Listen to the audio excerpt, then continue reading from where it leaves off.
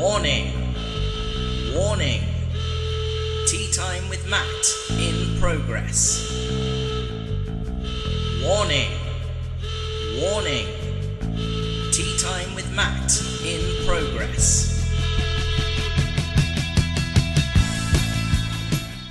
Good evening, everybody. It is Wednesday evening, it's 8 o'clock, and that means it must be Tea Time with Matt. Welcome, welcome, welcome. Now, this week's show is going to be a little bit different because following an incident in a previous show, the Health and Safety Executive has ordered us to provide training to you guys on health and safety procedures and regulations. I'm sure you all remember the incident in question. For those of you that don't, unfortunately I'm not allowed to tell you, and I can't show you the show either because it's currently evidence in an active inquiry. So yeah, but we're not going to get bogged down in this. You know, we're not going to get into who's to blame and who should pay the compensation to the victims' families. We're just going to move on. We've been told we got to do this, so let's get on and do it.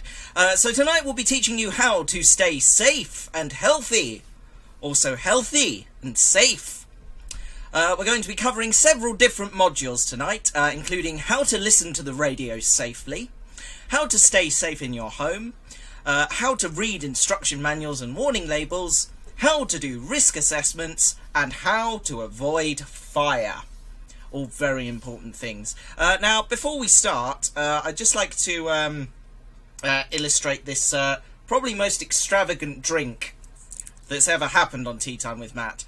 This is a Baileys and chocolate reindeer with basically you take the top of the reindeer off, you fill it with Baileys, and there was whipped cream on the top, but it's kind of fallen in. So yeah, I'll be drinking this and then eating the subsequent chocolate. Good times. So yeah, that's going to happen. What else am I going to do tonight? I've lost the plot already. I've been drinking. Also, folks, don't drink and do health and safety stuff because that's really bad. So who have we got in the chat room this evening? We've got Bren Tenkage, of course. Hello, Bren. Rory Marvellous joins us in the chat room, and she says that this is probably the most adorable drink. Yeah, it probably is the most adorable drink in the world. Bren says, interesting drink. Billingsley Central says, great theme by The Chain. Yeah, one of my favourites, that one. It's why I include it in the show, because it's fantastic. Right. What else are we doing with ourselves? Well, let's... there's no time like the present to get started, because we've got a few things we want to go through before we actually get to the meat of the show. So let's go ahead and do Module 1. Hold on, let me just scroll through my list here. Yeah, I'm really sorry about this. It is a legal requirement to do this. So, just bear with. We'll try and have some fun in between as well. I want to make this enjoyable, but... do pay attention. If you need to take notes, please do, and there will be time for questions at the end. So just if you have any questions about the modules as we go through them, let me know in the chat room. Right, so Module 1. We all have a lot of fun watching or listening to Tea Time with Matt, but it's important to remember that if not done properly, listening to the radio can be an unsafe exercise. By following these simple precautions, your safety and health is guaranteed.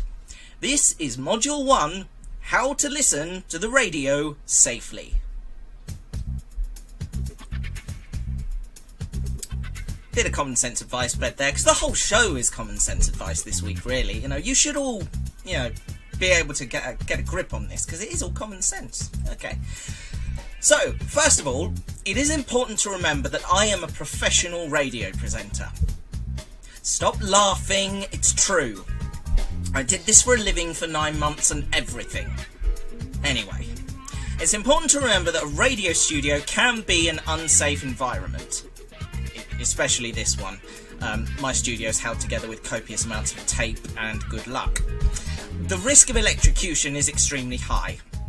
The mixing desk is made up of sharp edges, buttons and switches, which if you catch your hand on them can sting for a second. The microphone is a large, blunt object which I will use to bludgeon intruders to death.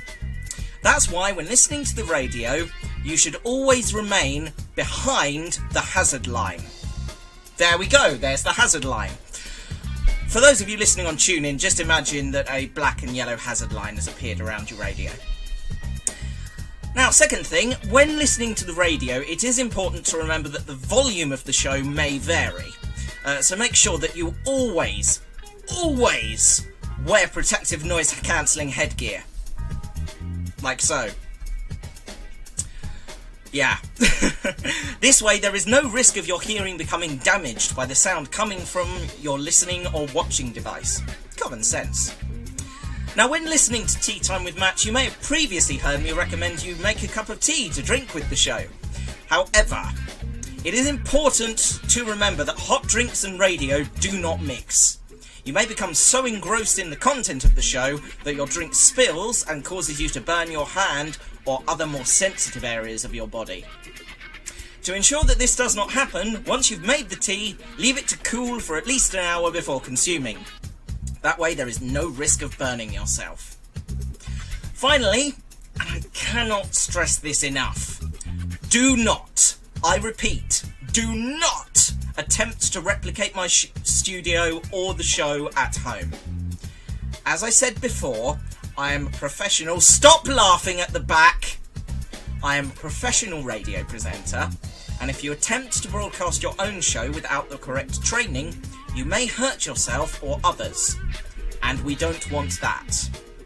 Not after the last time.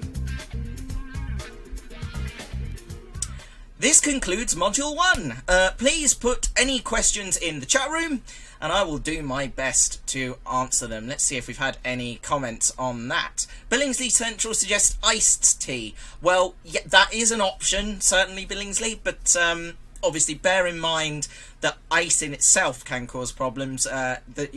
Ice is made up of very small shards, which if they were to fall onto your skin could cause you to injure it, and it may bleed ever so slightly. There's also the risk of frostbite from the ice, and also there's the fact that if you tip the drink into your lap while you're wearing your regulation high visibility safety jacket, that it will cover the reflective parts and you won't be able to be seen, meaning that you will not be safe. Bren says, don't drink soda, you might laugh and it will go up your nose. Yes, very important. Drinks going up your nose is a risk, and it can cause you many, many difficulties. So I hope this has helped prepare you all, which is good. Rory says, what kind of super fridge do you have? All of the things. All of the super fridges. Literally, my fridge is colder than the Arctic, which is not difficult given global warming, to be fair. Billingsley says, warm iced tea paradox. Yeah, weird one that. Brent says, or even spill and get things sticky unless it's diet sugar free.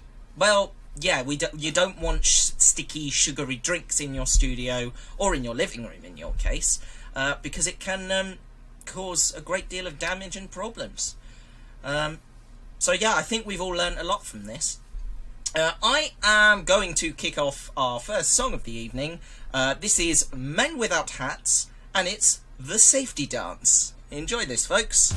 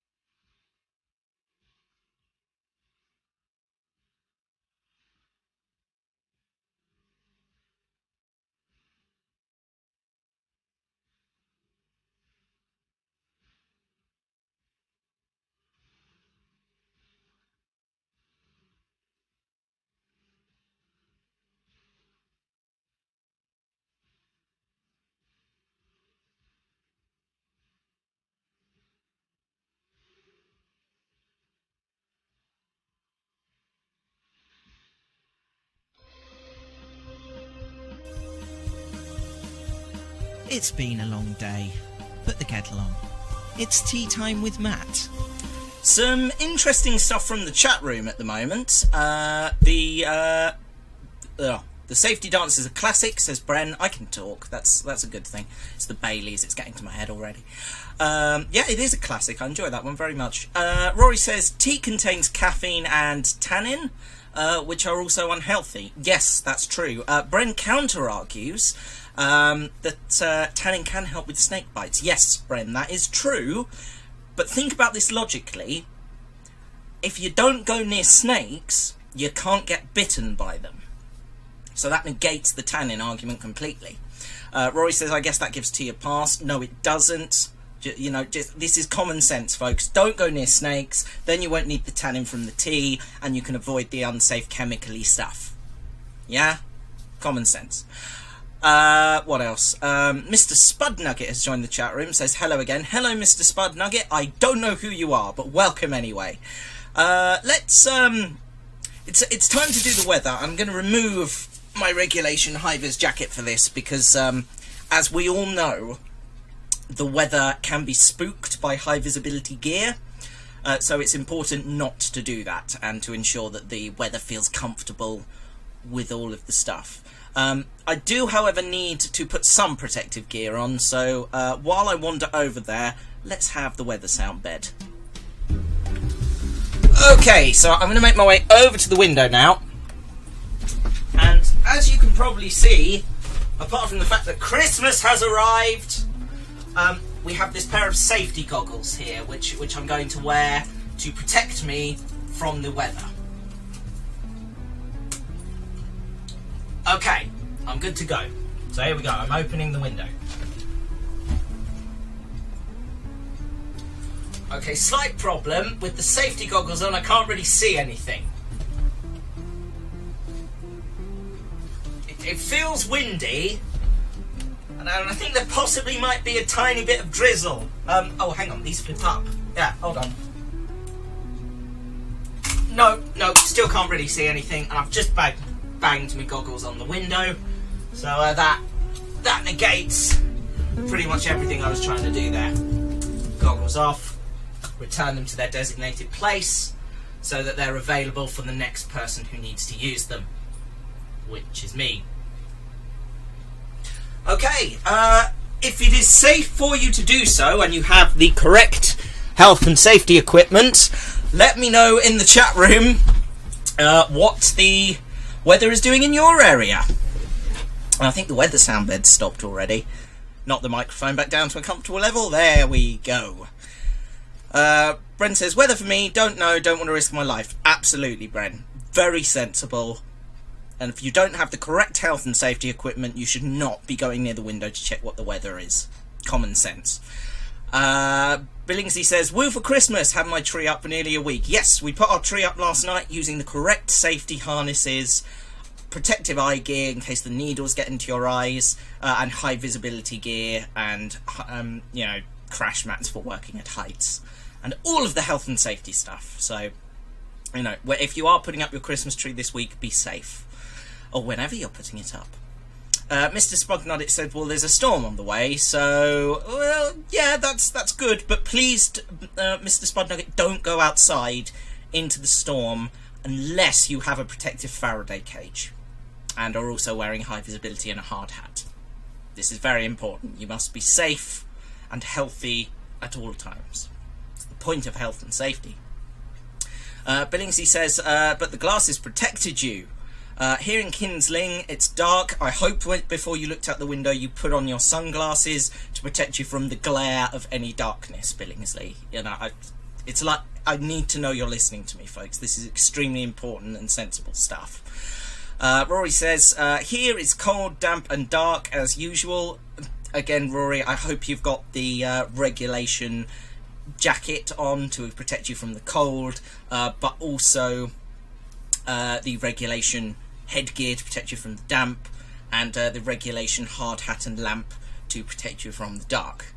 So, if you don't have all of those things, panic now. You're probably going to be injured in the next 30 seconds. Billingsley said, apart from the masses of tinsel and fairy lights in the lounge... Yeah, well, I hope you're wearing sunglasses to protect you from the glare of those as well. Mr. Spodnote said, well, as well drive to school in nothing short of a tank. No, because tanks can be very dangerous as well. They have guns, so very dangerous. That could kill somebody if they're not operated correctly. You need ear defenders to operate a tank because the engine is very loud. So yeah. Billingsley said, glasses, high vis, but no steel toe caps, I'm afraid. You don't have steel toe caps? What the hell, man? That's no good. What the... Oh, dear, oh dear. Rory says, good idea, mister. Yeah, common sense. The T-Ferry joins us and says, no tune-in radio tonight. Oh dear, I'm going to have a look at that, see why that is. It's because it hasn't connected properly. Should be working now, T-Ferry. Right, Billingsley said they're in the shed. Well, then put on your regulation steel toe cap boots, go out to the shed, and fetch your regulation... hang on, I see the problem here. Okay, you can never go outside ever again, Billingsley, unless someone else in your family with the correct protective steel-capped boots can go out to retrieve your steel-capped boots. Common sense. Right, in a moment, we're going to get Brent Tenkage on the show. But before that, we're going to play another song. This is Dire Straits, Money for Nothing. Remember, folks, when handling money, paper cuts are a risk. So make sure you're wearing your protective gloves.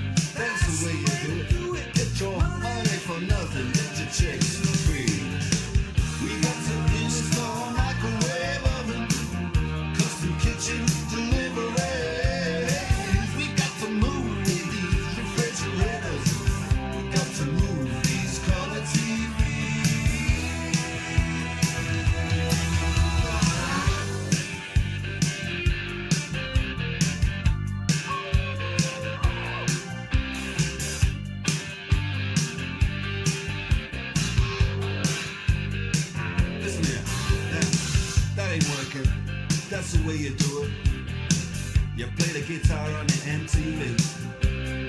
That ain't working, that's the way you do it. Money for nothing and your chicks for free. Money for nothing, yeah. Chicks for free. Money for nothing. Chicks for free. Look at that, look at that. Money for nothing. Chicks for free. Money for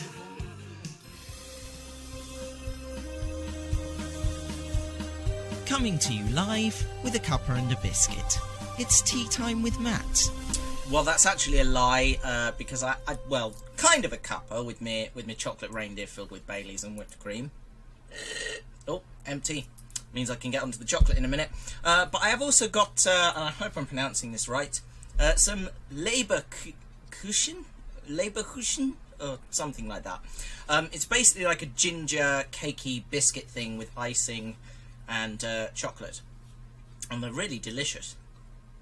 Now remember, folks, I'm a professional.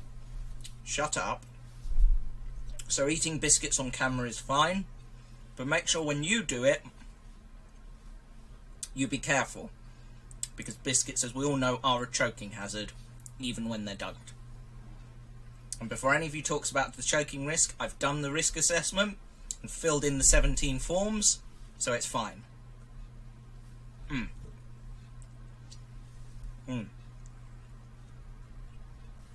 That is good times. Anyway, Mr. Spud Nugget says, better not drink while on the stream.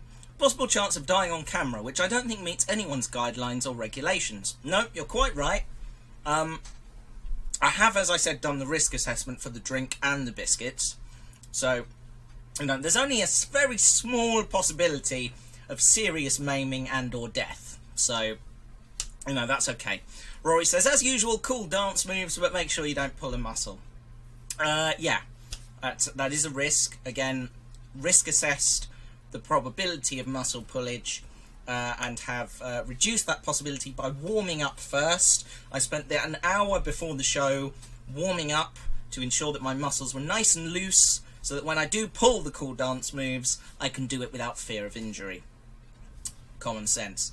Mr. Spudnugget says, is it a German biscuit? Rory says, I think it's a kind of Christmas sweet that's similar to gingerbread but doesn't have the ginger in it. I think it does have ginger. Hang on, let me...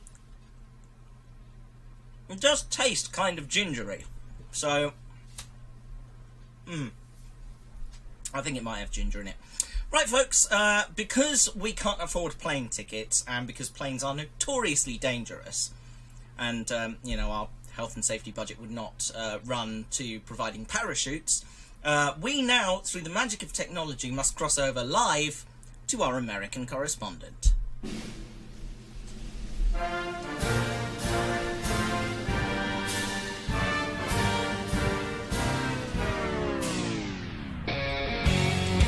Ladies and gentlemen, please welcome to the studio, it's Mr. Brenton Cargay!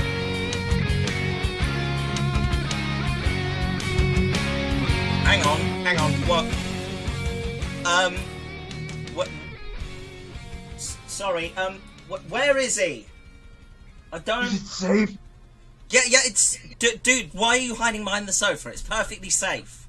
As long as you filled in the risk assessment for getting down onto the sofa. I forgot Form 27B! Then you can't come on the show, dude. That's ridiculous, honestly. Fill it out real quick and then... I think I meant C. Oh, okay. If you didn't do C, that's fine. Yeah, come on round. Sit down on the sofa. Alright. Okay. Hey, here he comes, ladies and gentlemen. It's Brenton Cargay, everybody. Carefully! Carefully! Do you want another incident? I don't want that to happen again! Not again! I can still hear the screaming. So, Bren, how are you today?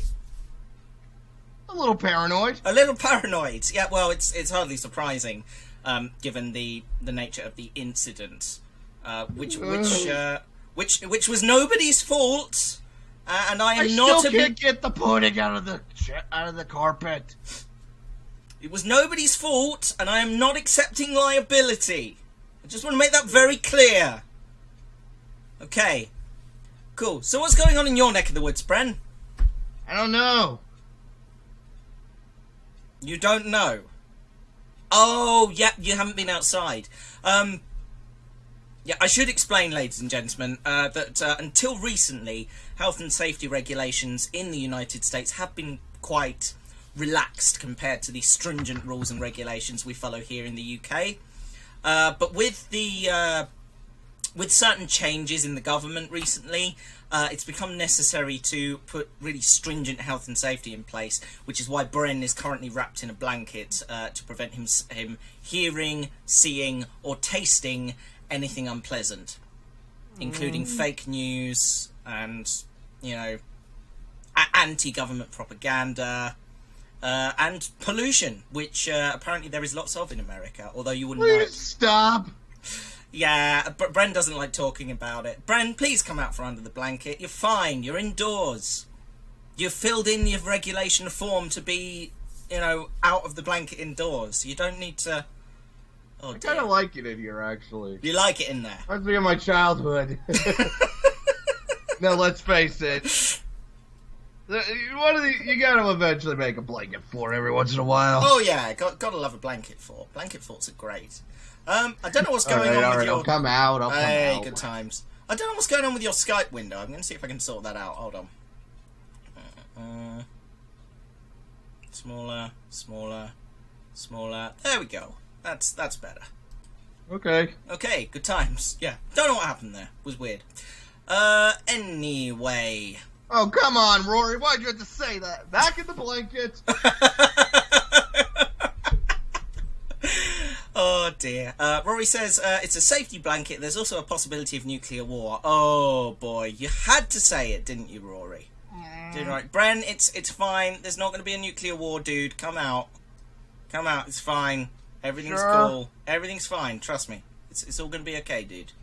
You don't need to worry. I think I'll stay here until the end of the song. Okay. Well, I'm going to play another song then. This is Queen and Another One Bites the Dust. Here we go.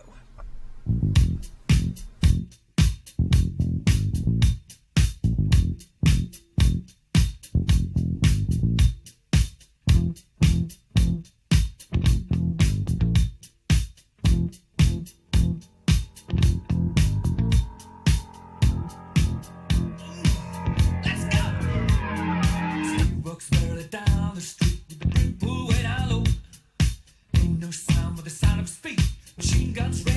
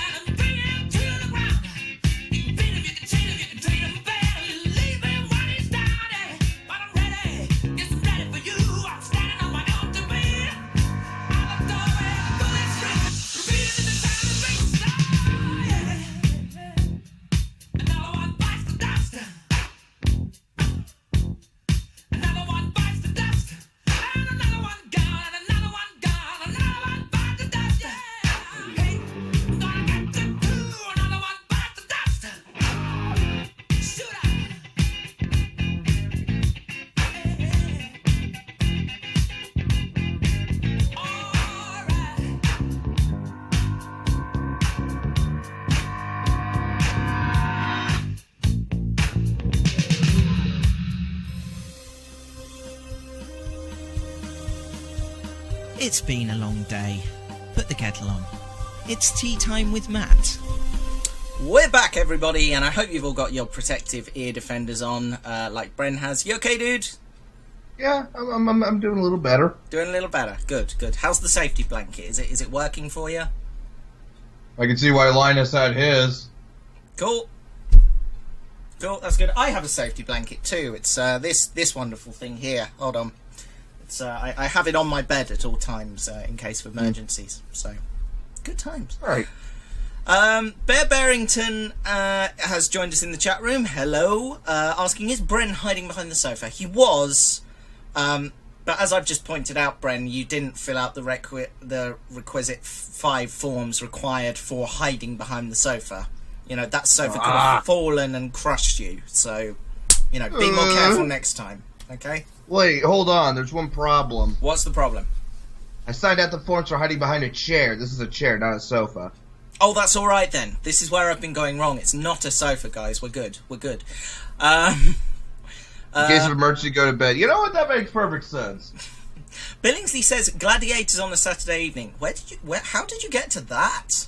I'm confused. That is a good question. That is a very good question. And that question. is good. I could think of at least 17 different things that is not safe.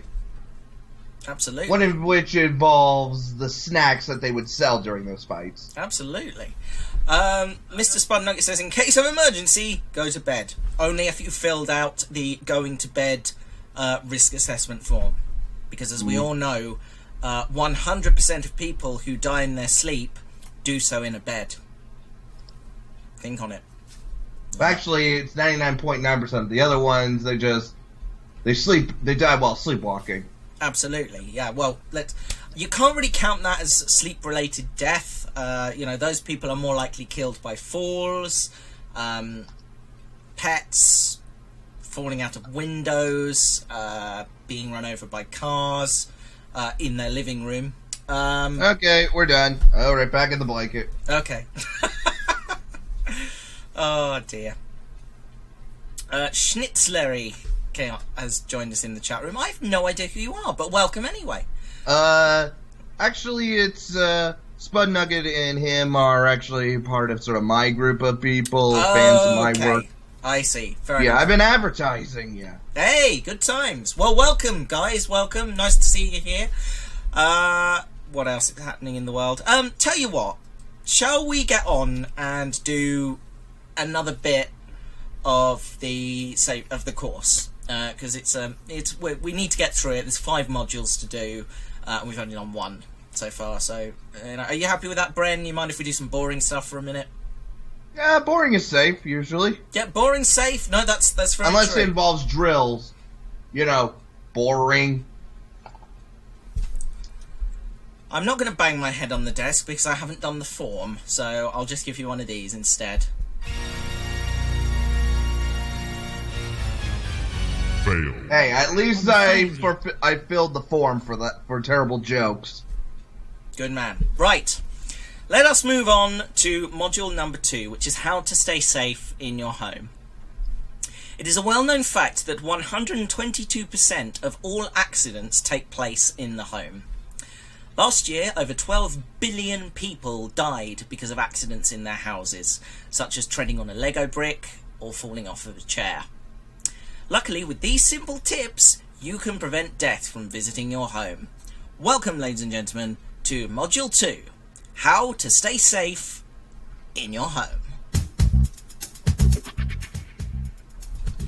Now, there is an old saying about how you must live life to the full because you may get hit by a car tomorrow.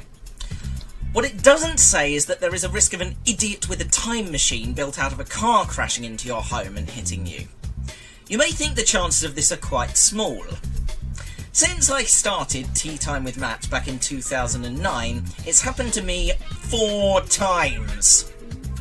To prevent this, simply take a hammer or other heavy object and smash your stupid anthropomorphic personification of your internet radio show's time machine to bits before he can do any damage with it. I'm fine.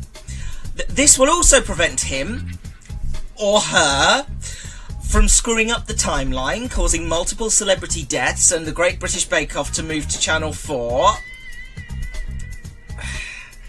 You know what, this bit feels weirdly specific. Let's move on. Yeah. The home itself, as we all know, is fraught with danger. For example, some maniac decided a while back that it would be a good idea to pump water, gas, and electricity into our homes. What is this madness? When mixed together, any combination of these three can cause discomfort, injury, and death. In order to prevent this, ensure you keep your water, gas, and electricity isolated from each other in their respective pipes and wires. Never turn on a tap, radiator, or electrical appliance, as this will prevent any of the elements from escaping into your home where it can mix with either or both of the other two. Common sense. Falls are the most common accident in the home, and therefore the most likely to kill you. In the event that you suffer a fall, you can prevent injury by quickly asking a family member or friend to put a mattress or pile of washing in the location you are falling towards. You will have to do this quite quickly, as there is only a limited period of time before you will reach the ground. So, maybe keep a friend on standby. Most accidents in the home are caused by not having the correct protective gear in place. High-vis jackets, folks. Before you get out of bed in the morning, ensure that you put on your safety goggles, protective gloves, and roll of bubble wrap to prevent you from coming into any contact with any kind of danger. And finally, to ensure that death does not visit your home, lock your front door, draw the curtains, and pretend you're out. Death also likes cats, so if you leave one on your doorstep, there's a chance you'll spend so long fussing it that he'll forget what he came for and leave. This concludes Module 2. If you have any questions, leave them in the chat room and I'll do my best to answer them. Do you have any questions on those, Bren? No, I'm looking good. So, you have trouble with time travelers, huh? Allegedly, yes. Yeah. And there's no proof that I was involved in the theft of a time machine.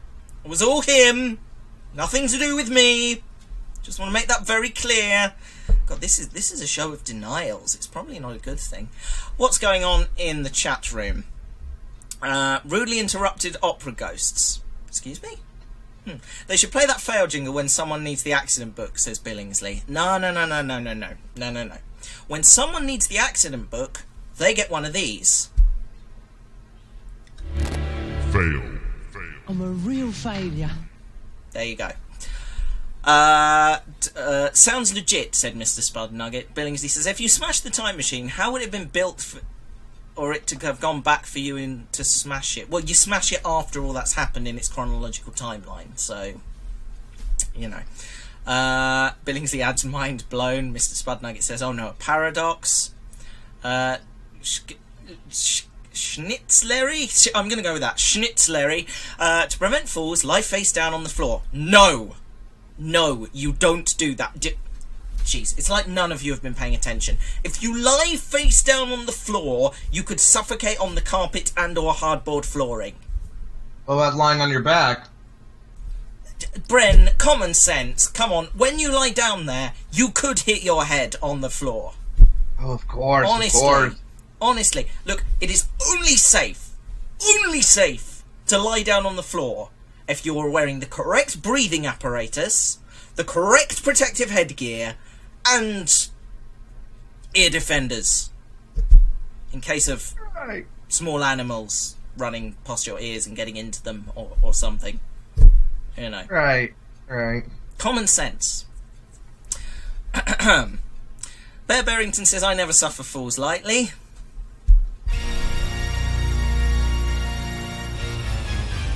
Fail. I'm a failure. Schnitzlery says, death likes cats. Mr. Spud Nugget says, but what if the cat is death? Okay, enough with the... I'm getting close to wanting to go back under my blanket. Okay. Death is not a cat, folks. Billingsley said, according to Terry Pratchett, death does like cats. Yeah, I believe the exact quote is cats. Cats are nice. I just imagine Death with the scythe cuddling a kitten, says Rory. Death loves to cuddle kittens. Kittens are lovely. Schnitzler, he says, poor guy, just loves the animal that takes the longest to end up dead. It's true. It's true. Yeah. Why do you think cats have 9 lives? It's because death keeps picking them up. Rory says, no, that's so sad. Schnitzler, he says, another rudely interrupted opera ghost. What is this rudely interrupted opera ghost thing? Oh, I see. Sorry, I've just got that because the failed jingle is from Phantom of the Opera. Very good, very good. I think you're like the first person to notice that, including me. So I earn one of these too. Fail. I'm a real failure. How can I forget what my own jingles are? This is really rather bad. Oh dear. That's the important health and safety. You have to remember where everything is, or you might get copyrighted. Important to remember, folks. Right, we're going to play some more music, and then when we come back, we're going to do Module 3, which is all about instructions and warning labels. So, in the chat room, got some homework for you before we get started. In there, no, not in the ear protection bit, hold on. In there, again, not the hazard tape, but, okay, just imagine I'm reaching around. In there, in the chat room, pop down your examples of really bad warning labels, because we're going to go over some of these during the next module. Meantime, I got a couple right off the bat. Meantime, here is Katrina and the Waves performing an activity that you should not do without the correct protective gear from NASA, and that is walking on sunshine. No, that's Queen again. Let's try that again. There we go.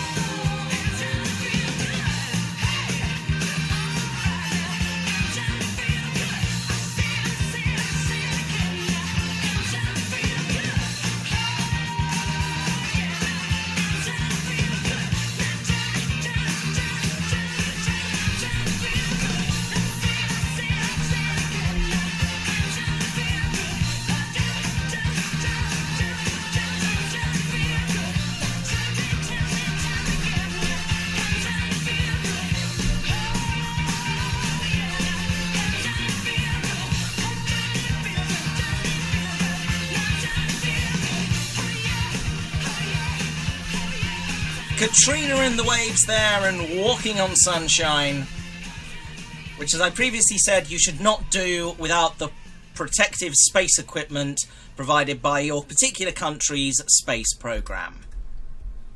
Common my sense. god, there are so many really terrible, really hilarious warning labels. Oh yes, yeah. We've got we've got lots here.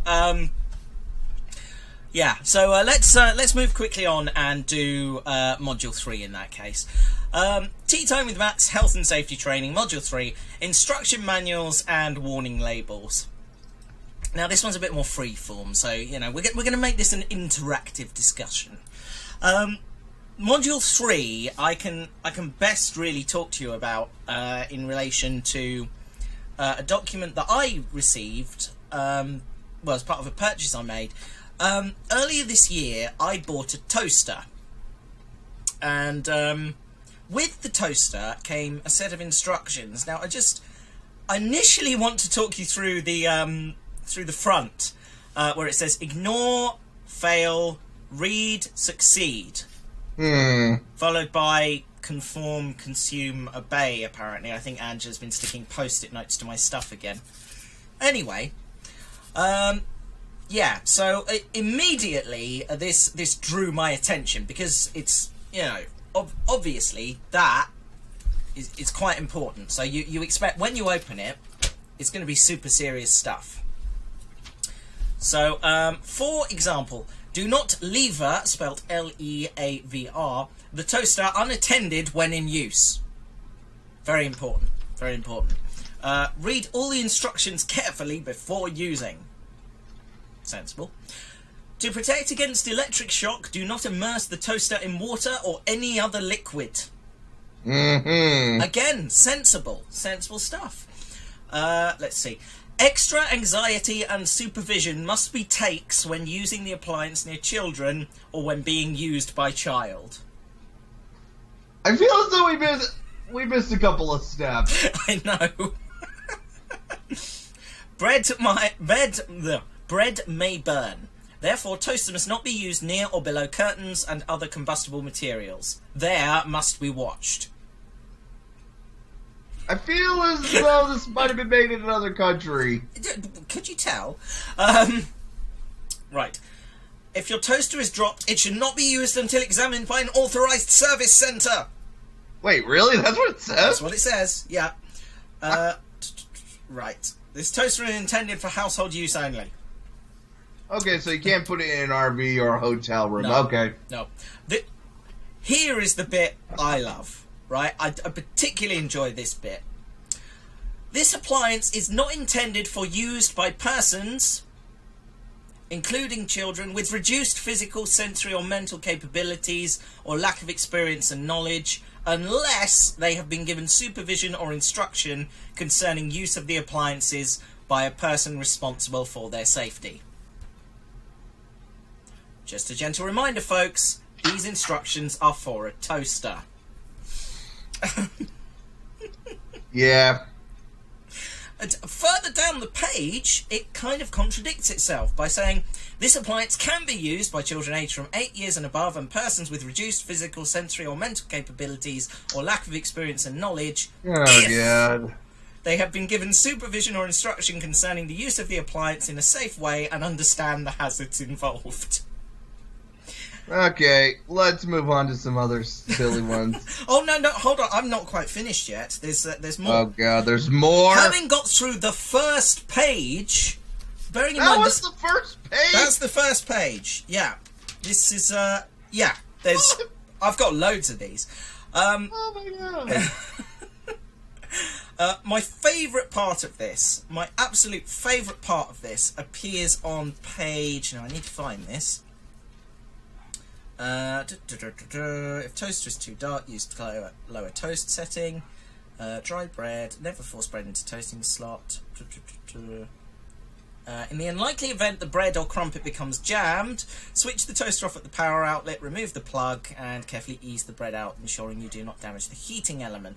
I can't find the bit now. Hold on, is it on this bit?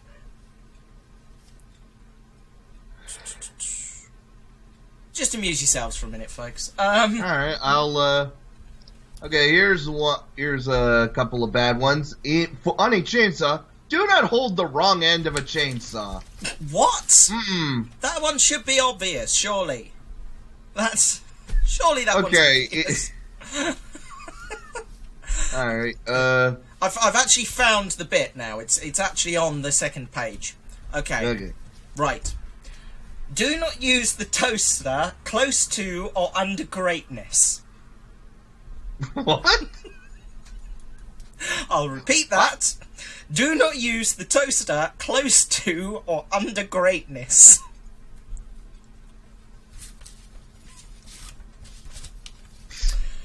Again, folks, instructions for a toaster. Ignore it and fail. Read it and succeed. Okay, on an iPod Shuffle found on Apple's website. 1. Music capacity is based on 4 minutes.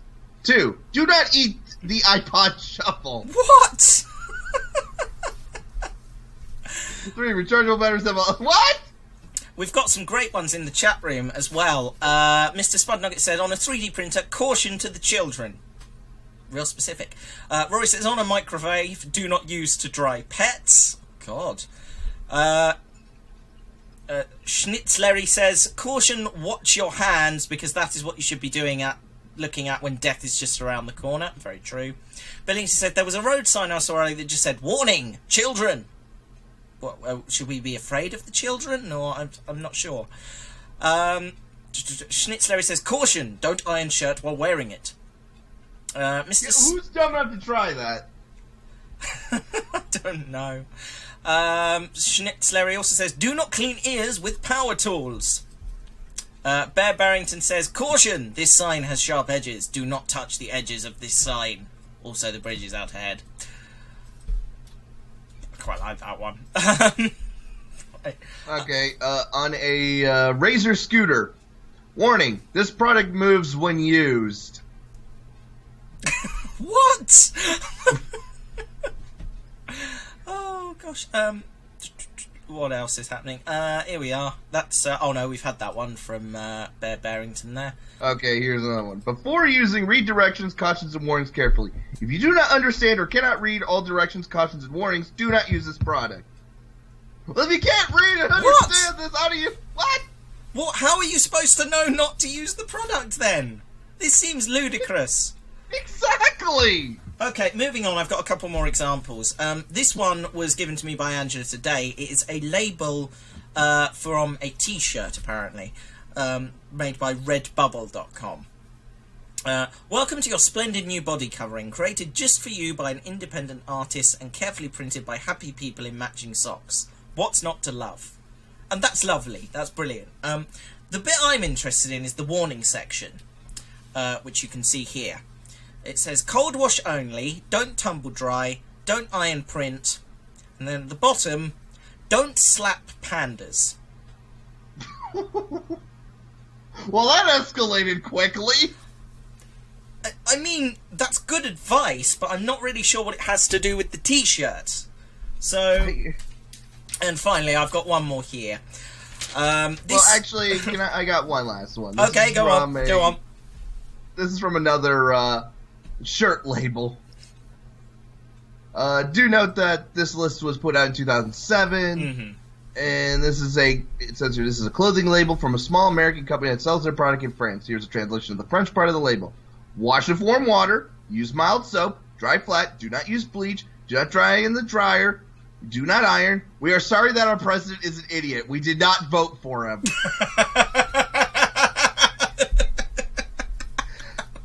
Keep in mind, this was put out in 2007. This is the date of the list. Still relevant, though. I mean, I suppose it could work with whatever year, but... Yeah, pretty much. A couple of that's right up there with do not slap pandas. Okay, I've got one more that I physically got here, and then Angela's sent me some examples to read out. This one was actually given to me by a friend. It came with a dog tunnel, and it says, "Warning: this tunnel is for dog, Not available for children. It's a dog tunnel. What do underneath that in big print it says made in China. Make of that what you will, folks. Right, so some of the examples Angela gave me on a Japanese blender. Oh, hello. There's tea. Excellent. Fantastic. And the Tea Fairy has made the requisite warning label. As you can see, I'll bring it over. Warning. Contents may be hot. Yeah, that's also on carts. That's also on cups of McDonald's coffee. Caution, hot. Caution, no duh. Although apparently there is a really good reason for that, because they... Yeah, apparently a lady sued McDonald's for that. It's just because, okay, it's coffee. Of course it's supposed to be hot. They have actually... These, the lady suing McDonald's story has actually been kind of demonised. On a serious note, they're apparently McDonald's used to make their coffee to such a high heat it was actually considered a scalding risk. Yeah, and they were, admittingly, yes. Yeah, they were serving this to people, and it wasn't drinkable. It wasn't in any way. She literally took the lid off to put some sugar in, and it dropped all over her lap, and she suffered from third-degree burns from this coffee. It didn't help that she was wearing sweatpants, so that absorbed really quickly. Oh, yeah. Yeah, so it just went straight through, burnt her skin. She had to have... I mean, I know that's been demonized and all that, but... It still sounds ridiculous. Exactly. It? But, you know, that is apparently true. That is why fast food restaurants now have to put caution hot on their coffee cups. Or, yeah, I mean, that's fair. I mean, here's an idea. Don't make your coffee hotter than the surface of the sun. There's a Agreed. thought. You know, forget the warning labels. Just make your coffee at a reasonable temperature. Actually... It just seems reminds me of reasonable. a joke from Futurama when Fry's trying to be funny and he's like, hey, it's hot. How hot is it? It's so hot I poured McDonald's coffee on my lap just to keep cool. Oh dear. And if people know that story and you say you're trying to make it sound like it's really hot, they'll get the joke. Okay, now, some examples from Angela. On a Japanese blender, not to be used for the other use. What other use? Would anyone like to hazard a guess at what that means? I don't want to know. Neither do I. We've got some more in here. Please don't eat the cyanide, says Schnitzleri. Well, obviously. Warning? What the? Warning on a bottle of Nitol. Caution, may cause drowsiness. If affected, do not operate machinery or drive. This, folks, for those that don't know, is a medicine that is specifically designed to help you sleep. If it didn't cause drowsiness, I'd be asking for my money back. Yeah, it makes more sense with this warning, may not cause drowsiness. Daft. Some more for you. On a packet of tiramisu bought from Tesco, do not turn upside down. Reasonable. The warning label's on the bottom. The warning label's on the bottom of the box. Of course. On a Swedish chainsaw, do not attempt to stop chain with hand or genitals. Yeah, I was gonna give that example, but I didn't know if it was appropriate. On a Canadian rock garden kit, warning, eating rocks may lead to broken teeth. Okay, so, when it comes to a lot of these sort of warnings, usually they have to do these warnings because it's either really, like, some people might not understand the danger, or someone's already tried it. Usually the last one. That some guy, okay, somebody, with that chainsaw, somebody tried to stop it with their hands or worse? I honestly don't want to know. I kind of do want to know the stories, but on the other hand, oh dear, it makes me wonder if maybe we should allow, Darwinism to take its course, like if people are dumb enough to try some of this stuff. Oh dear. Right, 3 more for you. On a heated hair curler, warning, external use only. I honestly dread to think. Oh god, the thought. Moving swiftly on, Superman cape, warning, does not allow user to fly. Okay, to be honest, if it's for a little kid, I could kinda... It's like, I'm gonna fly. It's like, sorry, according to this label, it does not actually allow you to fly. Like, okay, you'll disappoint the kid, but... And finally, on any packet of nuts ever, warning! Warning, contains nuts. No, even better, may contain nuts. Oh, yes! May contain nuts. Okay, there's a few things to unpack here. First of all, if it doesn't contain nuts, I'm going to be really disappointed. Secondly, it's the may in that sentence that bothers me. Okay. So if I don't get nuts, what am I getting? Well, yeah, may contain nuts. Now, when I'm holding a packet of nuts, I can tell there is something in the packet. So if it's not nuts, what the hell is it? What the hell are you putting in packets of nuts that you have to put the may in there just to cover any avoidance of doubt? What the hell? I know, like, okay, with the peanuts, like, warning, contains nuts. Like, well, duh, but when it's... That's why I bought them! I have to question. What does it mean? Oh dear, I don't think it means anything other than human beings are incredibly stupid. This concludes Module 3. There's a lot of human beings. Maybe letting Darwinism take its course might help. I mean, I'm not saying anything. I'm just saying that if some people are dumb enough to sort of get themselves killed in really, really dumb ways, maybe it's best they don't breed. Do you know what? I'd go as far as to say that really, really stupid people will cause the apocalypse. Which leads neatly on to our next song. That's great, it starts with an earthquake, birds and snakes, an airplane. Lenny Bruce is not afraid. I have a hurricane, listen to yourself, churn world serves its own needs. Dummy serve your own needs, beat it up and knock, speak, grunt, no strength. The ladder starts to clatter with fear, fight down, high wire and a fire represent the 7 days in the government for hire and a combat site. Met to us and coming in a hurry with the furies beating down your neck.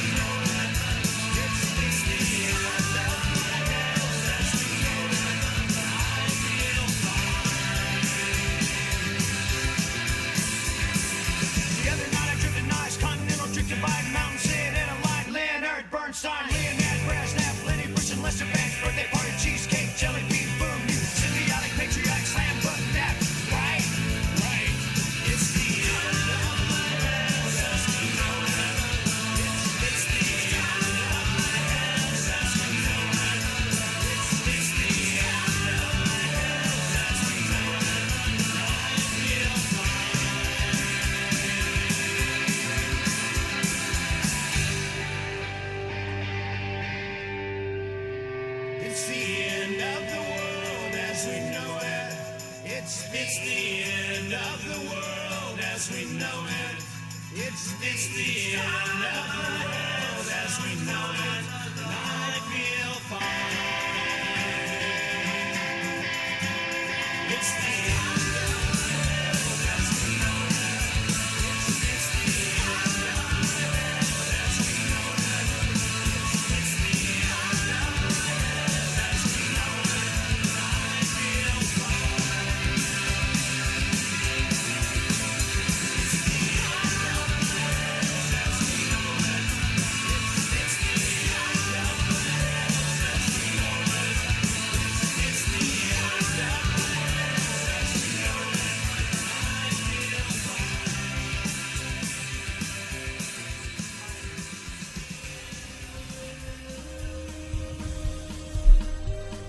Tea Time with Matt.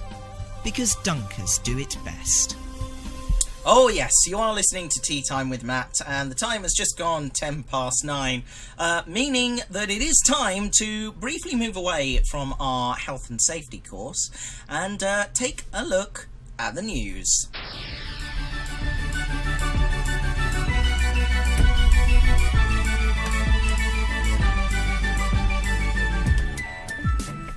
This is a Tea Time with Matt news update.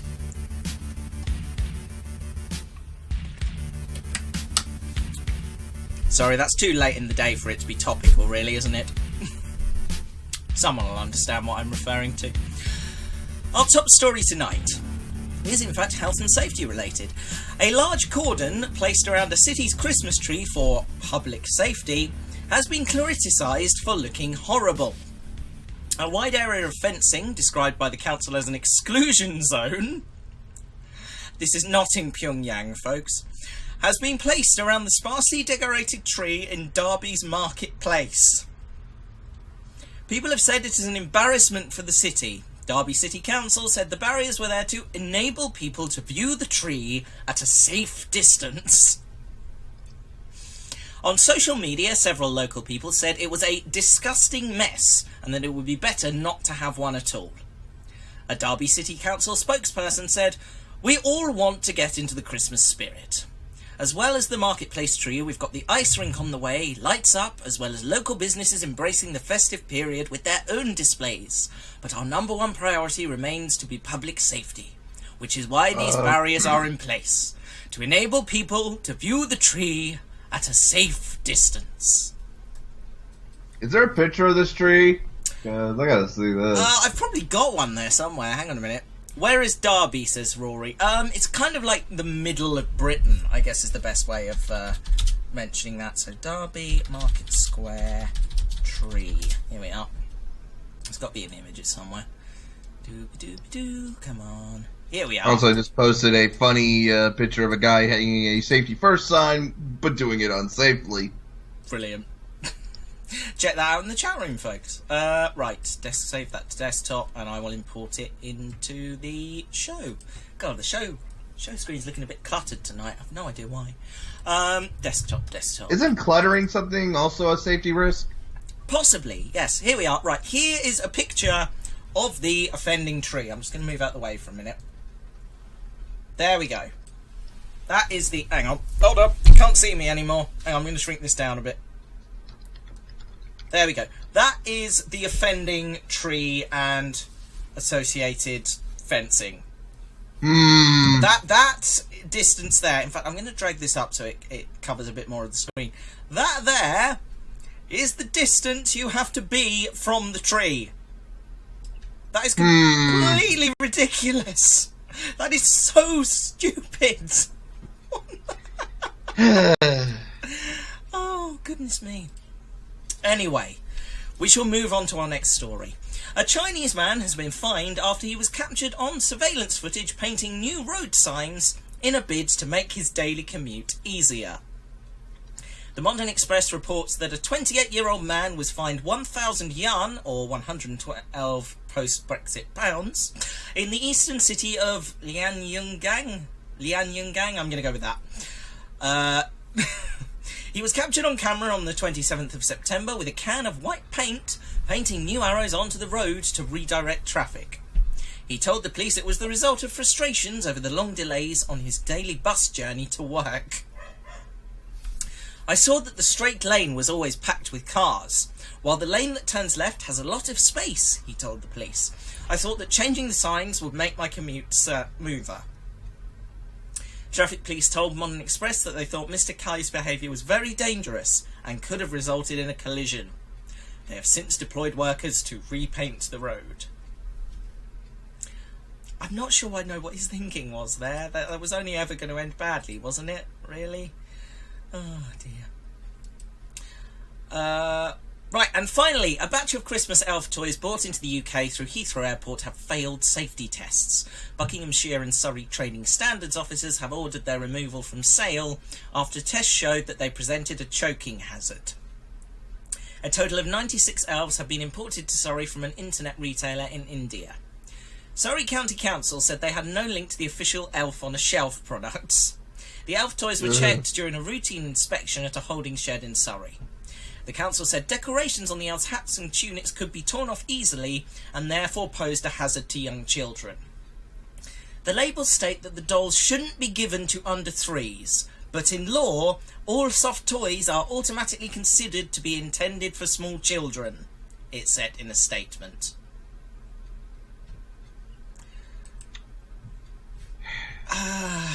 Those elves on a shelf are so creepy. Well, yes, that too. But also, if it clearly says on the warning label not to give it to children, don't give it to children! There's a thought. Yeah. Just, that would be like you guys not wearing ear protection when I've specifically told you to. That would be ridiculous. Good man. Right. And that, folks, was the news. If you have any comments to make on that, let me know in the chat room over there. What? What? I What? don't know. Words and stuff. What? What? What? Run away.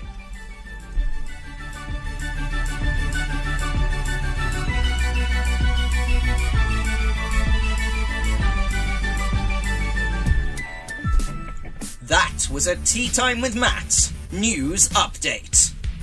What? What? Mr. Spud Nugget says, I live in Derby, by the way. I saw that tree. It looks awful. The thing to the left is actually an artificial waterfall. It is being taken down at some point. Wow.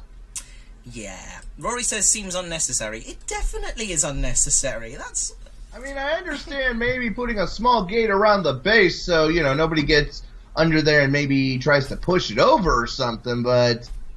Yeah. Not there, Bren. Now you're thinking like a proper health and safety person. Yeah, exactly. Like, I understand, because there's gonna be those drunk idiots and stuff, but come on. Oh, there's idiots everywhere, that we have to, we have to understand that. Idiots are present everywhere we go. And that's why... Even in health and is important. safety. Especially in health and safety. Speaking of health and safety, any episode with Gordon Ramsay and Kitchen Impossible. Oh, those are fun. Oh, wait, not Kitchen Impossible. What was it? Hell's Kitchen. Is that it? What? Kitchen Nightmares? Yeah, Kitchen Nightmares, That's yeah. it. There we go. Yeah. By the way, I've only seen the American one. I really always wanted to see the British one because it's always just fun to see Gordon just lambasting the people who deserve it. And this guy is a good eye out for health and safety. This guy, he knows what he's doing. Oh, definitely, yeah. I do love the clip you see him going, what are you? I'm an idiot sandwich. What are you? I'm an idiot sandwich. Yeah. But he's such a nice guy as well in really real life. is. Like, as a kid, like, when he was, like, doing that Hell's Kitchen with, like, kids, I mean... Oh, he's a it lovely makes guy, sense. really. Kids don't know what they're doing. I mean, but adults who call themselves professional chefs should know what they're doing. Absolutely. They deserve to be shouted at. Yeah. I think the thing is, you've got to remember, Gordon Ramsay is playing a character. And that character is someone who's very angry. Let's face it, it's always fun to see his Twitter whenever he, it's like, rate my food, he just goes all snark mode. Can we just have him running all the health and safety or something? I'd be well up for that. I think that would be Yeah, brilliant. the guy, or at least when it comes to restaurants, just have him run every health and safety. Basically, Gordon Ramsay for the Environmental Health Minister. Yes. Okay, Yeah. folks, we're going to play another song, and then when we come back, we're going to rattle through another module, because we're down to the final two, and we've also got another feature that you all know and love coming up as well. So, let's do this. This is The Police and Message in a Bottle. Please note that if you are going to put messages in bottles, beware of paper cuts and broken glass. Here we go.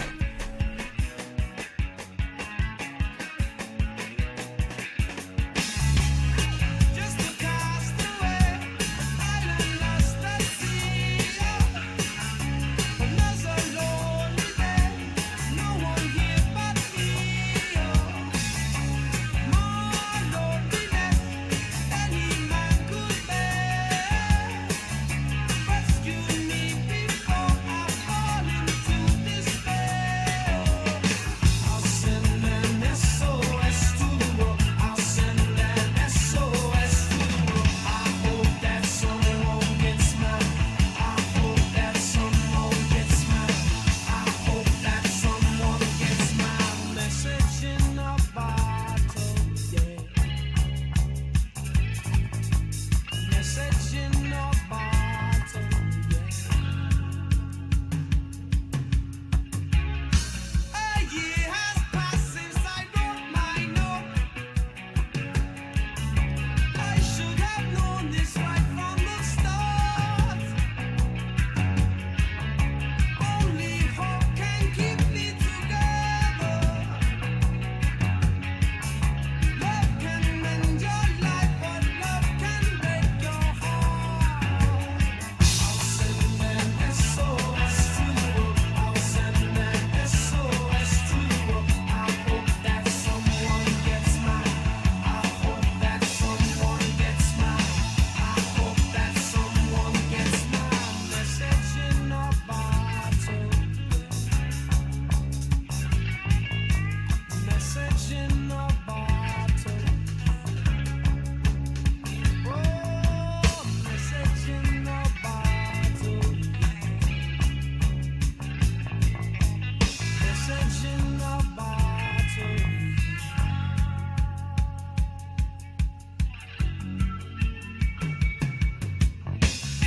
Walked out this morning, don't believe what I saw.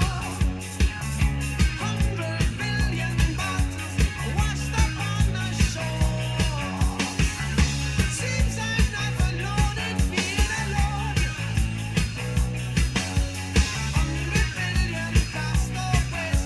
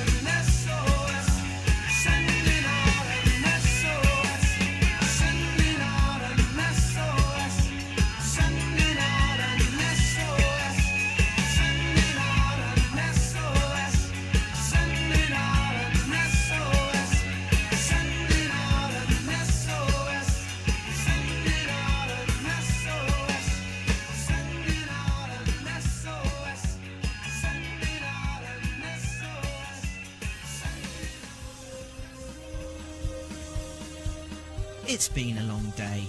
Put the kettle on. It's tea time with Matt. Indeed, it is tea time with Matt, and the time is just coming up to 25 minutes past 9, and we've still got a lot to get through, so let's press on, folks, and move on to module number 4, which is, of course, how to do risk assessment. Now, risk assessment may sound like an unnecessary thing you have to complete in order to do something. Or to do anything, in fact. But risk assessment is a crucial step in anything you do in your daily life. I mean, think about it. What do you do every time you consider climbing on a table or tucking into a delicious bowl of asbestos and glass shards? That's right, you assess the risk. And with these simple steps, you'll learn how to risk assess properly. Let's get started!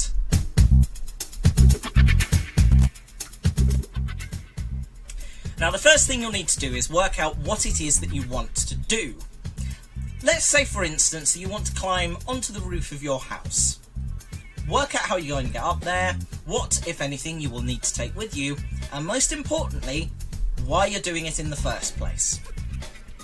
Next, you'll need to obtain Form B7-14S and complete the section entitled Potential Risks. This will help you to identify potential hazards and risks that may endanger you whilst you are climbing onto the roof. Next, using the section of the form entitled Risk Management will help you to identify things that you can do to mitigate the risks you identified in the previous section.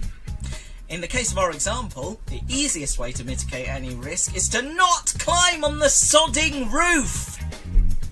Having completed the previous section, you now need to complete the section entitled Risk Potential following Risk Management Implementation. This is the section where you look at the risks you've identified in the first bit and see if you have managed to completely remove the risk. If you have, tick the big box at the bottom marked Safe. Now, here's the good bit. Having completed Form B7-14S, you must complete the other 78 forms required to properly conduct a risk assessment. Having completed these, spread them out on the floor in a neat selection of piles. These will now act as a cushion in case you slip and fall. Remember that completing a risk assessment is in itself a risk. There is potential for paper cuts, ink allergies, and spontaneous combustion of the paperwork. To prevent these things, ensure that you complete a risk assessment using Form J4-19Y, Risk Assessment of Conducting a Risk Assessment. Ensure before doing this that you have also completed Form D2-25C, Risk Assessment of Conducting a Risk Assessment of Conducting a Risk Assessment. This concludes Module 3. As before, please send any questions in via the chat room. You alright there, Bren? You've gone very quiet. No, I'm good. I'm just quietly listening. Good, good. That's what we like. Chat room's gone quiet too. Are you guys still alive, or have I bored you all to death? Oh god, I didn't do a risk assessment for boredom. This is quite worrying. You'll be pleased to hear that the warning label is in fact correct in that contents may be hot, but aren't currently. The tea is now lukewarm. So really this notice should say contents may be hot or lukewarm.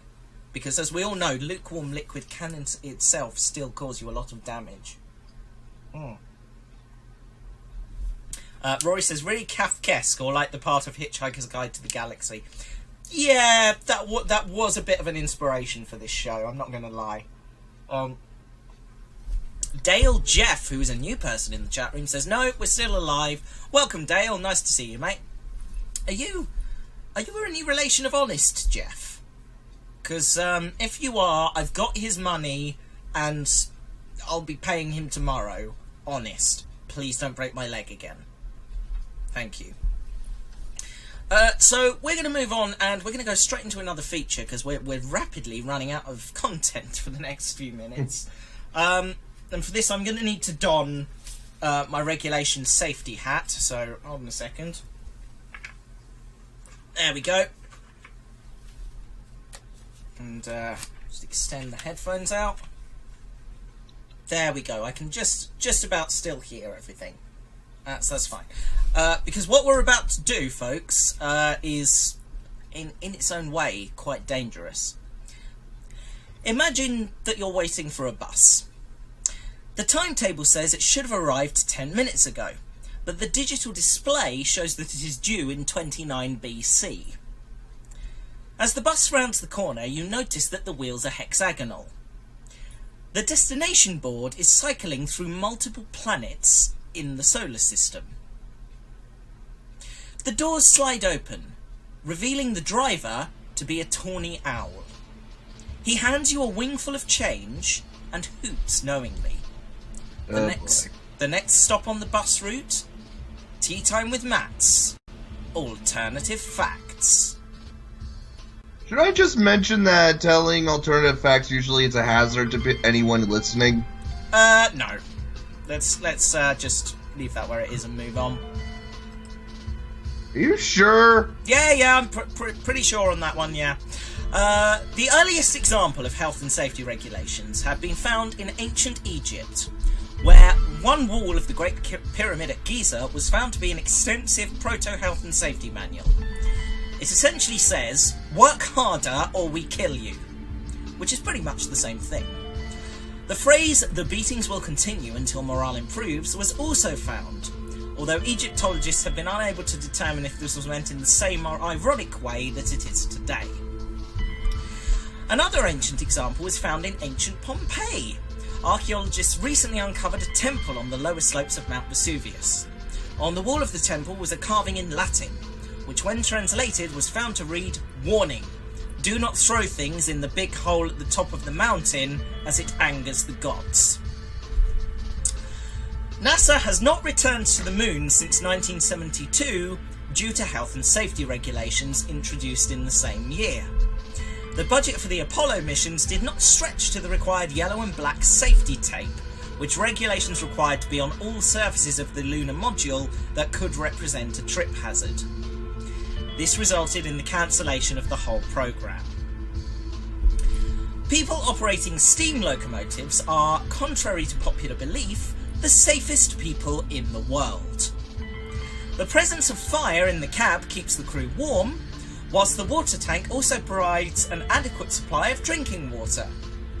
Clouds of steam also act like safety mats, providing a cushion in the event that a crew member falls from the locomotive. Kindle devices were developed in response to an epidemic of paper cuts, which killed up to 7,000 people every year. Since the invention of the Kindle, this number has fallen to a mere 12 people per year. Eye strain related deaths are up, however, with 80,000 people dying from severe eye strain in 2016 alone. Moles are the only animals to develop their own stringent health and safety rules. Moles are required to wear helmets and hedge torches at all times when tunnelling.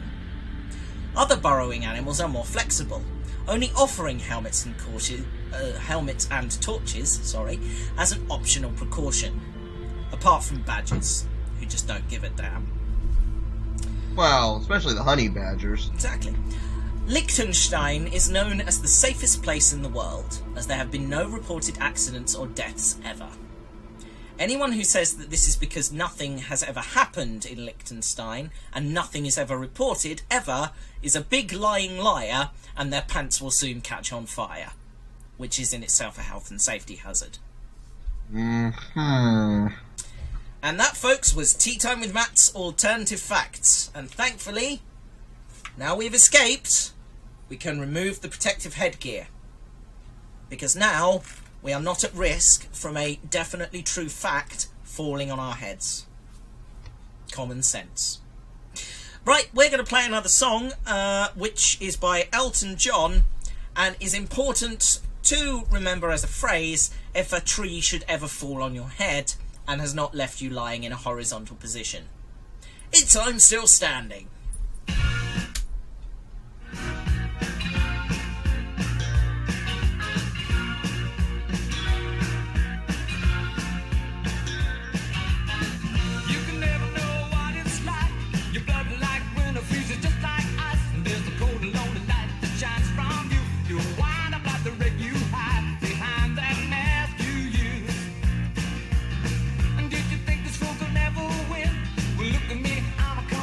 Again.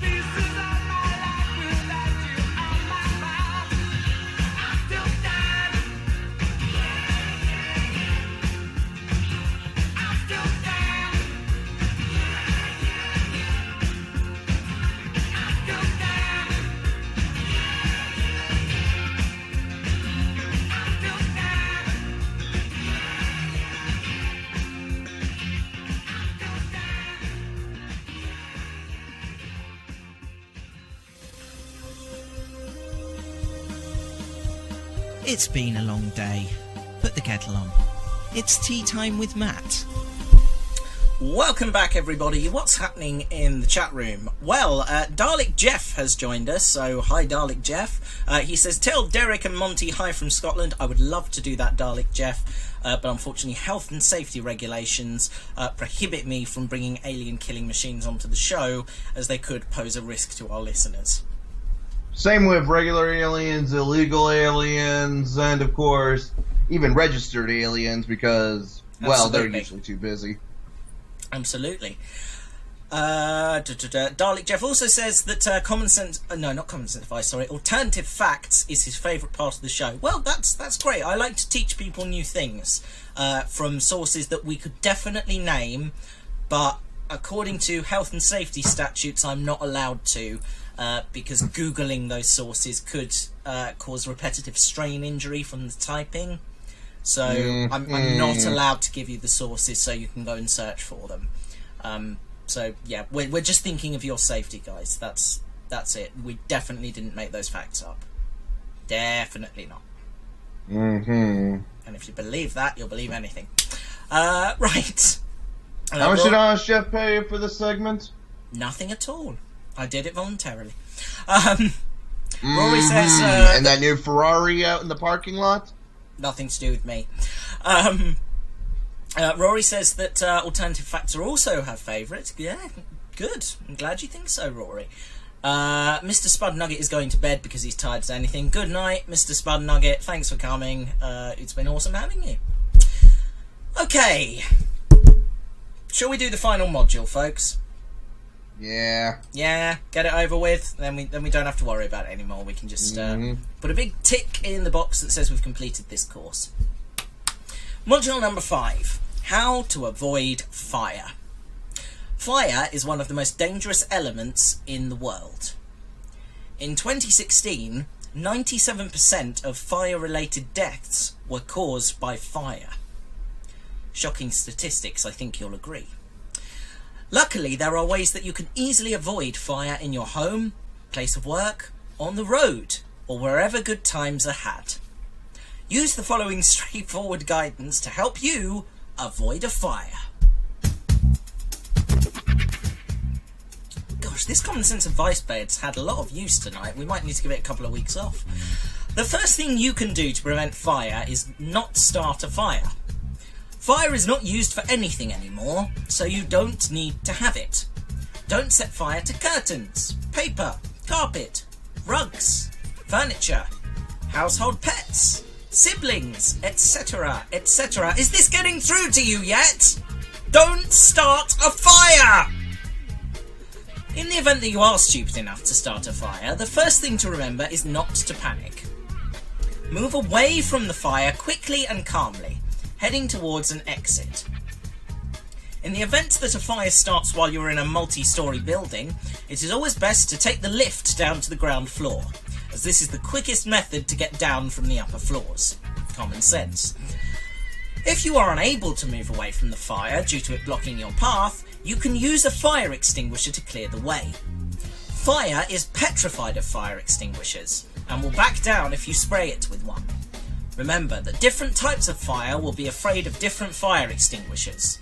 For instance, while the traditional wood fire is terrified of the water extinguisher, the electrical fire is only afraid of CO2 extinguishers. The only exception to this rule is the lesser spotted Peruvian pan fire, which is not afraid of any form of fire extinguisher. The best thing you can do if you come across a pan fire is to cover it with a fire blanket and read it a bedtime story, so that it snuggles down and goes to sleep. You can then safely pass the pan fire without fear. In the event that you are in a building which is on fire, do not stop to toast marshmallows. Although tempting, fire inside buildings is not suitable for this, and your marshmallow may not be properly cooked. This can cause salmonella and other nasty diseases. You can, however, use the fire to boil water for tea and coffee while you await rescue. And this concludes our final module. Once again, leave any questions you have in the chat room. Otherwise, congratulations, you are now fully qualified in health and safety. Please write... Yay. Please write out your own certificate and present this to the HSE if they come knocking on your door. Right to me. Nope. Right, what is going on in the chat room? Right. Dalek Jeff, this is the first time I've actually made it to one of the live streams when it's actually on. Well, welcome. Billingsley says, turns out that petrol is not a great thing to use when trying to light a barbecue. No, matches are much better. Billingsley said, all I managed to do was set the petrol can alight and the barbecue remained unlit. Well, that was stupid. Look, it's very simple, okay? What you should have done is poured the petrol all over the barbecue, then taken the petrol can away, set it on fire in a location where it would not have allowed the petrol fumes to spread into the atmosphere. It's like you hate the planet, Billingsley. What the hell, man? Rory says, that's great, Jeff. Dalek Jeff asked, then how would you power a steam locomotive? An excellent question. You can now power steam locomotives with a new invention called a crank handle. So basically what you do is you wind the crank handle and a clockwork spring coils up, and then you let it go and the locomotive moves. Basically all steam engines will now become clockwork engines. Common sense. Billingsley said, I was getting impatient for cooking the burgers and other meat-related products. It didn't go down well with the other half. Got quite a telling off for that. Rory says, does that mean I'm healthy now and safe? Brilliant. Dalek Jeff says, I'm currently drinking tea that has honey in it instead of sugar, which is making it much sweeter. Excellent, but do remember that honey is in itself problematic because honey is made using pollen, and if you're allergic to pollen, that could cause your eyes to water and all sorts of nasty things, and we don't want that. And Rory, to answer your question, yes, you are now healthy and safe. I hope you've written out your own certificate to ensure. I mean, maybe you could then frame the certificates you've written for yourselves so that, you know, you always have it to hand in a handy place on your wall. But do remember that if you are going to hang a picture frame on your wall, you should always do so using the correct protective headgear and a regulation hammer that is used for picture hanging nails only. It cannot be used for anything else. Common sense. I'm going to play another song for you, and then we're going to have a look at bedtime story words, folks. So if you pop your words in the chat room for me, we need 5 words from which I will weave a health and safety story of wonder and magic. It's going to be beautiful. This is Toto and Africa, which you should only go to if you've had all of your regulation jabs. So make sure you have before you listen to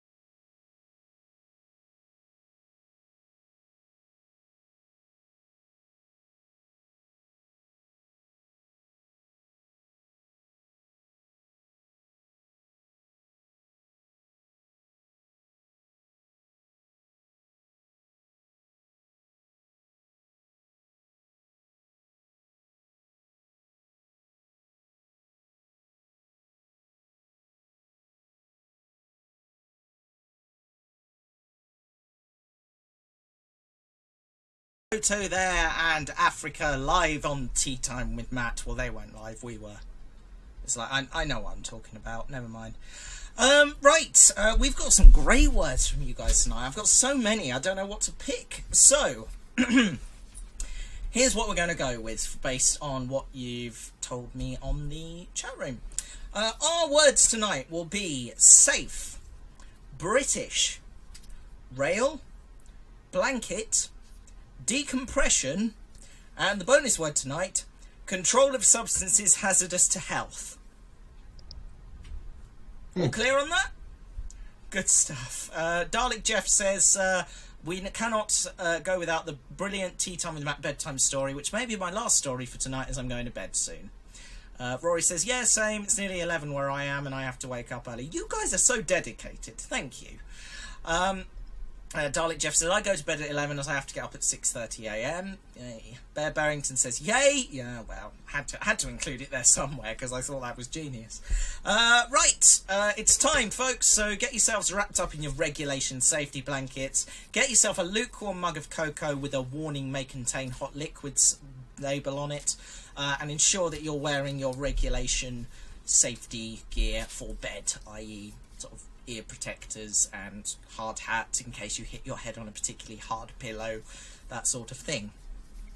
And get snuggled down within regulation of the risk assessment and prepare yourselves for yet another Tea Time with Matt's bedtime story.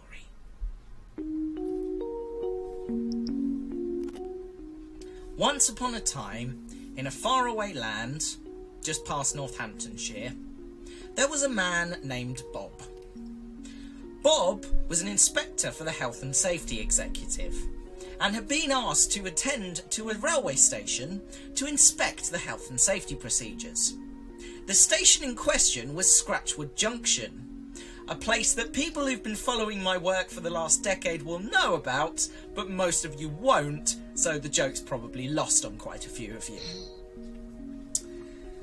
Bob took the train to Scratchwood Junction. It was a steam train, which was weird, because apparently Bob lived in a universe where there were electric and diesel locomotives now, and not in a universe where steam trains still ran British Rail's network. In fact, in Bob's universe, British Rail wasn't a thing anymore. How on earth did this happen? Bob thought to himself, and then quickly forgot about it because the train arrived at Scratchwood Junction. Bob disembarked and headed over to the station master's office. Inside, Bob found Matt, the station master, who was wearing a stupid hat. I can't fit the hat on my head with the earphones on, alright, just go with it. Matt removed the hat. What do you want? He said. Hello, said Bob. My name's Bob. I'm from the Health and Safety Executive. I've come to inspect your station to ensure that everything is safe and healthy.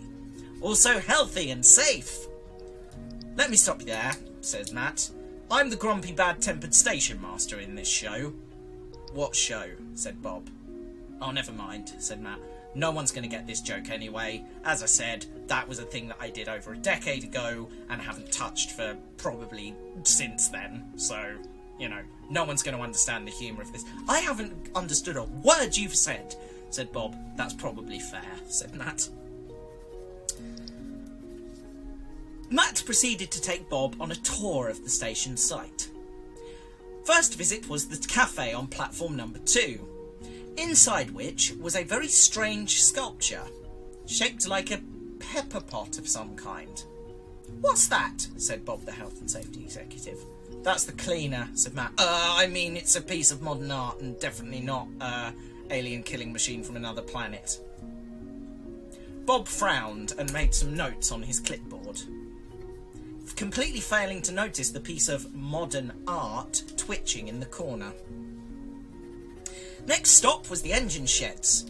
Matt gave Bob a regulation high visibility safety jacket and down they wandered to the motive power depot.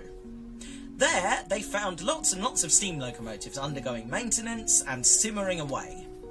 Bob made notes. He was very, very happy with the whole arrangement so far. Everything seemed to be going okay. He glanced up and noticed the control of substances hazardous to health sign. I see that this is all up to date, said Bob, and put a big tick on the section marked Control of Substances Hazardous to Health sign. Yeah, said Matt. I don't deal with that bit. That's dealt with by someone else. Who's that dealt with by? Says Bob. Haven't a clue, said Matt. Aren't you the station master? Said Bob. Yeah, doesn't mean I know what goes on around here, said Matt. They headed back up to the station, where Bob made notes of all the safety markings on the platforms, and was generally very pleased.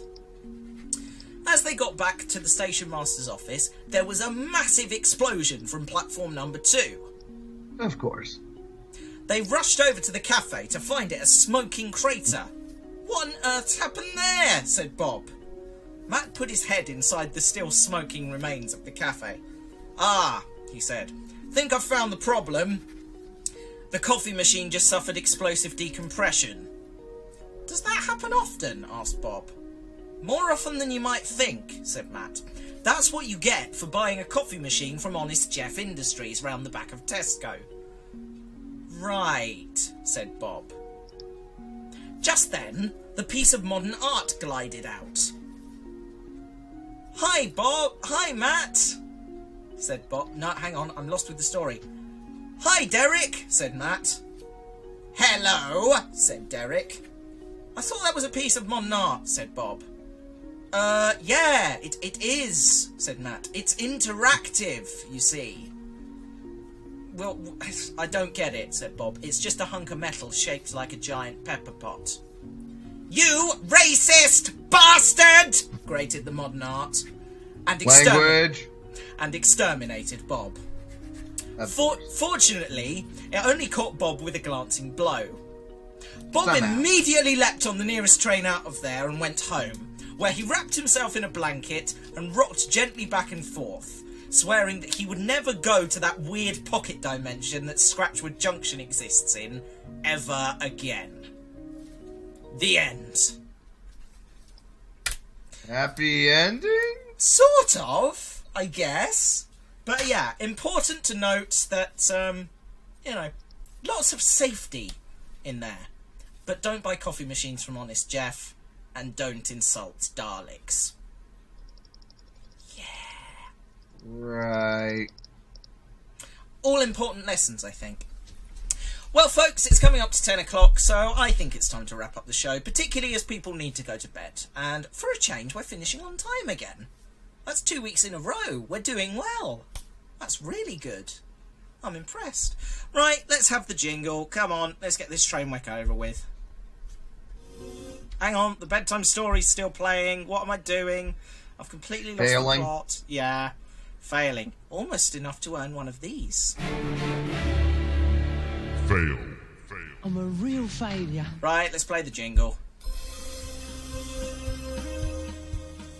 So, what did we learn from tonight's show? Well, we learnt that it is very important that whatever you're doing when you're listening to Tea Time with Matt, that you do so in a healthy and safe way, and also in a safe and healthy way. We learnt the best way to keep yourself safe is to follow my advice to the letter, because I am awesome, I am a professional, stop laughing at the back, and I know what I'm doing. We also learned, once again, that you guys are awesome. Thank you for playing along tonight. I hope you've enjoyed the show. I had good fun writing it and coming up with some of the jokes.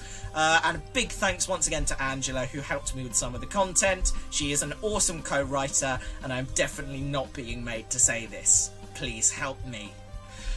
Next week, we're talking about the future. So, for your homework, go away and think about things you'd like to happen in the future. What technology do you think we'll see in your lifetime? What achievements do you think mankind will make? All of that good stuff. That's all coming up next week, right here on Tea Time with Matt at livestream.com or via the TuneIn app by searching Tea Time with Matt. That's all from me and all from Bren. Say goodbye, Bren. Goodbye, Bren. Expert. That's all from us. We will see you next week, and I hope you have a fantastic one. Take care. Bye!